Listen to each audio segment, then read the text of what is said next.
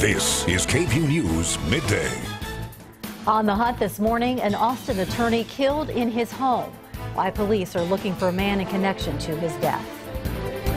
And a live look outside this morning, the rain back, at least it's on the way, and our area under a flash flood threat. Good morning, everyone. I'm Terry Gruca. We had a beautiful weekend, but you can see that sunshine has moved on. We are tracking some storms headed for our area, and you're already seeing a few raindrops out there this morning. Let's get a look at what we're tracking with Storm Team Meteorologist Erica Lopez. Good morning.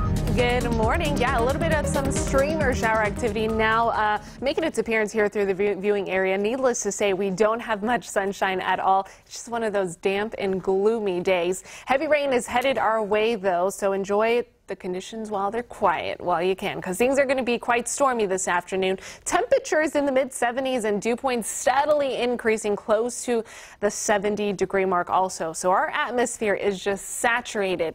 All we need is a lifting mechanism, and there is a cold front approaching us to activate a lot of these the showers that will be in our forecast. Here's a look right now. Notice some streamer showers popping up on our radar, but we do have a slight risk for the weather we're expecting today, because the storms are going to activate this afternoon, and we're talking about some flash flooding concerns. So I'm going to break down hour by hour in your full forecast what time we can expect this rain, how long we can expect this rain, and how much in the full forecast. Terry, back to you. See you in a bit, and definitely need to stay tuned. Erica, thank you.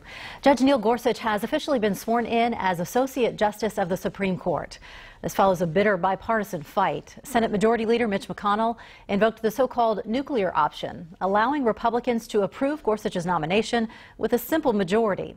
ABC's Janae Norman explains how this impacts the makeup of the highest court. Judge Neil Gorsuch, now the 113th person to be sworn in to the highest court in the country. I, Neil M. Gorsuch, do solemnly swear. Gorsuch's confirmation marked the first major win for the Trump administration with Congress. The most important thing that a president of the United States does is appoint people to the United States Supreme Court. And I got it done in the first 100 days. That's even nice. But also another political first, confirming a Supreme Court nominee with a simple majority vote, 54 yeas to 45 nays. I believe it will make this body a more partisan place. It didn't have to be this way, but today is a new day. It's taken more than a year to get to today. The long road to a new Supreme Court justice was paved with partisan politics.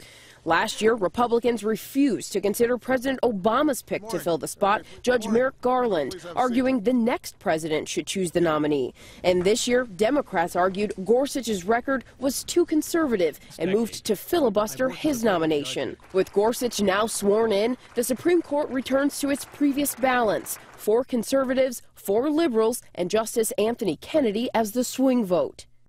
Gorsuch could be a deciding vote in upcoming cases that include housing discrimination, church and state separation, and same-sex rights, including a case involving a Colorado baker who refused to bake a wedding cake for a same-sex couple.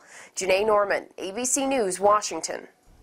New fallout from the U.S. strikes in Syria. The country and its allies, including Russia, are promising to fight back if the U.S. strikes again. This comes as the Trump administration sends mixed messages about its strategy on Syria. ABC's Kenneth Moten reports. The Assad regime not backing down. New images of Syria's Russian-made fighter jets and its air base back in business less than 24 hours after it was hit by dozens of U.S. Tomahawk cruise missiles. The assault, punishment against Syrian President Bashar al-Assad for allegedly using chemical weapons on his own people last week. But an unprecedented joint warning from Syrian allies, Russia, Iran, and Hezbollah, saying the U.S. crossed red lines. And from now on, we will respond to anyone, including America, if it attacks Syria. Satellite images showed the extent of the U.S. strike, planes destroyed, but not the base's runway.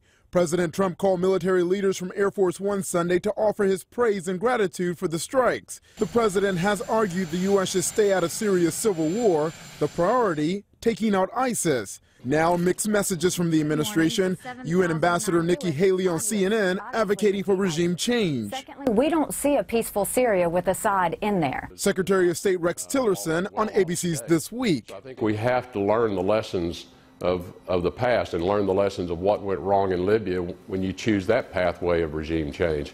Tillerson, who will visit his counterpart in Moscow this week, questioned whether Russia was complicit in Syria's chemical weapons attack. No word if the Secretary of State will meet with Russian President Vladimir Putin, who strongly condemned the U.S. strike. Kenneth Moten, ABC News, New York. Today, Hayes High School students returned to class, remembering the life of a fellow student who passed away last week. Crisis counselors on hand to help students and teachers. Friday, Hayes School District officials informed parents of 17-year-old Xavier Jackman's passing.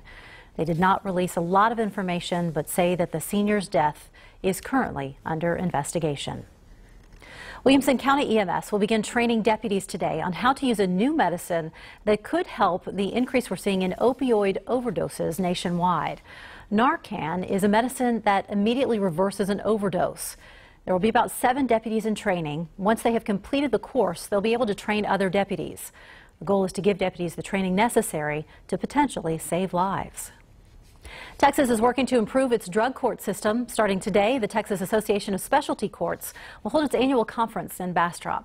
Hundreds of drug court professionals from across the state will attend the event to gain education in the specialty court field. Drug Court is a program for people with drug-related offenses. The program includes treatments, drug tests, and to appear in court for regular checkups. Texas ranks as one of the most innovative states with nearly 200 courts in operation. The conference runs through tomorrow. This morning, the Travis County Sheriff's Office is looking for a man wanted in connection with the death of an Austin defense attorney. KVUE's Corey Coffin has the latest in the investigation. We first told you about James Short on Friday. Authorities believe his death is suspicious, and now they need your help in catching the person who did it. TCSO released these photos over the weekend, hoping the public can identify this man. Investigators believe he's connected in some way to Short's death. They haven't provided any additional details at this point. That man was last seen driving a 1999 tan Chevrolet Suburban with Texas license plates DRW 3438. If you've seen this man or his car or know any information about this case, you're urged to call police immediately. Now, deputies got a call back on Friday that the 74-year-old defense attorney needed a welfare check. That was early in the morning, and by late afternoon, they had a warrant to get into his home. They found Short dead inside. Now, they did tell KVUE it's clear he did not die of natural causes. He did appear to be targeted.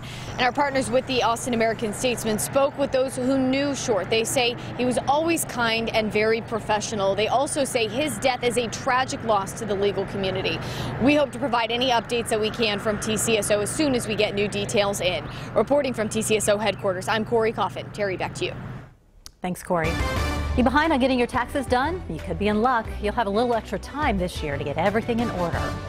And a new option for transportation could be coming to Austin. The new method that could get you to Dallas in just 20 minutes.